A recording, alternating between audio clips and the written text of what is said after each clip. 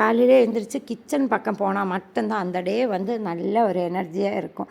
அல்லாத நாளில் எனக்கு வந்து போரிங்காக தான் தோணும். ரைஸ் மட்டும் எப்போதுமே போட்டுடுவேன். ஏன்னா பிள்ளைங்களுக்கெல்லாம் கொடுக்கறதுக்காக. அதே மாதிரி தான் இன்றைக்கி எல்லாம் சோறுலாம் வச்சாச்சு. அதுக்கப்புறம் வெஜிடபிள்லாம் காலி ஆகிடுச்சு. ஃப்ரிட்ஜ் ஒரு சின்ன கோளாறு தான். அதனால் ரொம்ப ஸ்டோர் பண்ணி வைக்க முடியல. இன்றைக்கி தான் போயிட்டு எல்லாமே வாங்கினோம். ஸோ அதுக்கு முன்னாடி எல்லாேருக்கும் பசியும் வந்துடும். ஏன்னா ஏர்லியாகவே லஞ்சு சாப்பிட்ற ஒரு பழக்கம் இருக்குது.